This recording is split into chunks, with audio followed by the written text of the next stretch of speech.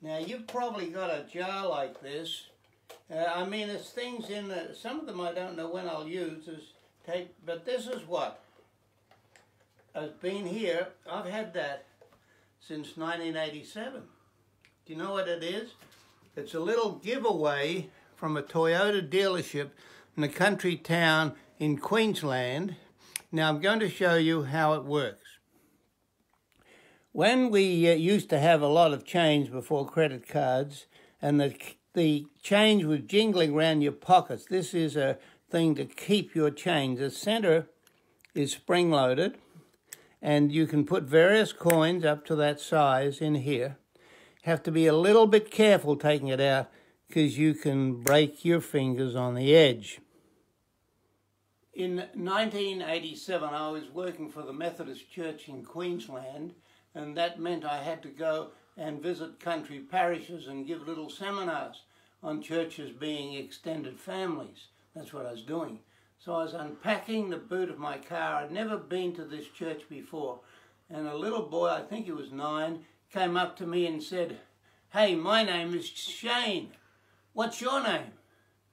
And I said, "Well, my name is Stan." And then he had this thing, that's what I was telling you about, this little coin holder. He said, "Do you see this? I got it last Saturday and it's terrific and it's full of money and I'm going to give all the money to the church."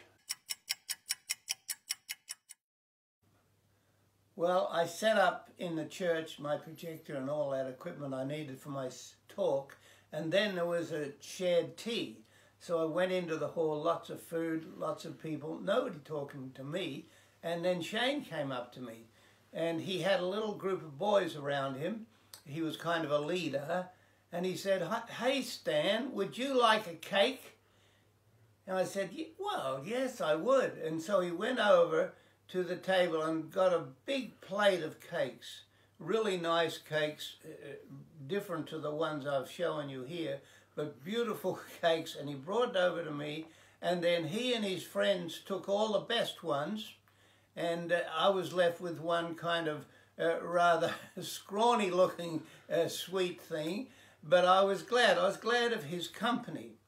And then he started to, his boyfriends went away, and then he started to talk to me. He said, "You know, this is the first time I've ever been to church in my life, and I'm very much looking forward to giving all my money out of here to the church because the church has been very good to me." And he went on to say his father had left, and the church, this church I was in, was kind of helping his mother with food parcels and things like that, and that's why they were coming to church. And he said, "I can hardly wait though. I've got all my money in here and I want to give it to the church. Boy, I'm really looking forward to that."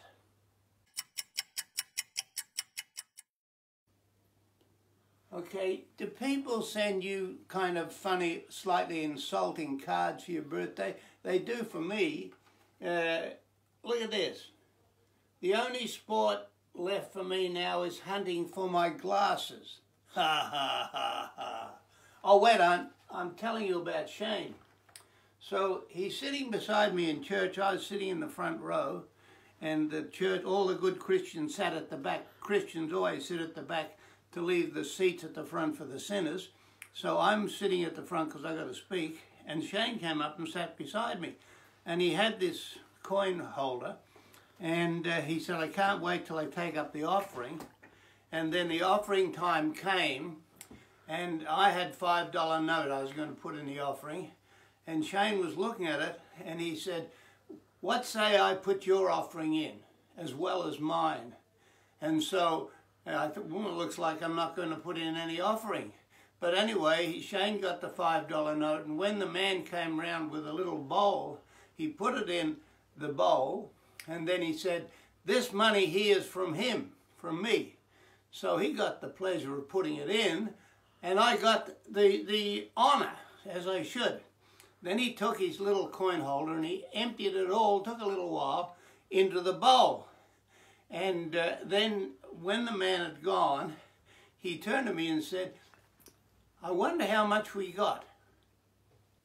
Now, I've shown you some things in my study before, but you see this here, suffer the little children to come unto me. That's over 100 years old. The date's on the back. And I really like that. It's an honor to have that. That's what Jesus said. Suffer means allow the children to come unto me. Anyway, now we're back to Shane, right? So after the service, I'm packing up all my stuff. And the man who counts the offering, he got the offering plate and he tipped it up and put it on the communion table and started to count it. And Shane came over because he's very, very interested in this offering. And he said to the man, he said, I'll count the silver if you like. And the man said, no, I don't want any help. And then he said, well, what say I count the coppers? And the man, it didn't look a very friendly man. He stood up to his full height and said, son, I've been counting the offering on this table for years. I've never had any assistance, and I don't want it today. And so Shane got the message, and he went away. And I felt a little bit hurt. He could have let him maybe count the coppers. After the service, I was just about the last person in the church, and then Shane came in. He was still there. His mother was talking to the pastor.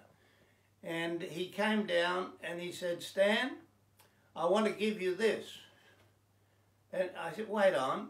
You said you only got it last Saturday. He said, I did, and I love it. But I said, well, you keep it. I don't need it. I've got a wallet. I'll be fine. He said, I want you to have it. And I said, sorry, Shane, I can't take it. He said, Stan, please take it. I want you to have it. And so I took it. That night as I drove away, I thought, what happened to me back there in that church with me and Shane? And why did he want to give me this coin holder? And then it dawned on me, that little guy, he's just lost his dad. His dad's gone and lived somewhere else. And I'm a friendly adult male. And I think he wanted my friendship. And he wanted me to remember him. So if I had the coin holder, I would remember him. That's what I think happened. And that was confirmed because other times when I was in that district working for other churches, Shane somehow would hear about it, maybe through the church notices, and he would ring me up. Where I was staying at the minister's house, he'd ring me up. And he'd say, hey Stan, this is Shane. And I'd say, oh Shane, great to hear from you. And he'd say to me, how you going? And I said, pretty good. And how are you going? All right. Okay Stan, nice to talk to you, bye. And he was gone. Actually, I kind of feel a little bit guilty about Shane because I didn't follow him up enough.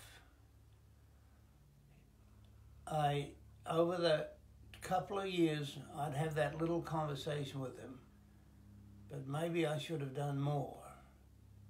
But I know that for a little while, I was an important person to him. And then I've often thought of that man with the offering. You know, he wouldn't let Shane help at all. And I've got a feeling we need to let our children help us. They want to join in our enterprises. People everywhere you go are telling people like me, educators and politicians, after the virus, the world is going to be different. Well, I think it will be. And who will help us to make a difference? Well, I've got a feeling that if we allow our children and our young people, they can help us. And I think that's the kind of thing Jesus was wanting to emphasize when he said, let the children come. Remember how he used the boys' lunch, all those things. The future ahead looks uncertain, that's for sure. How are we going to manage?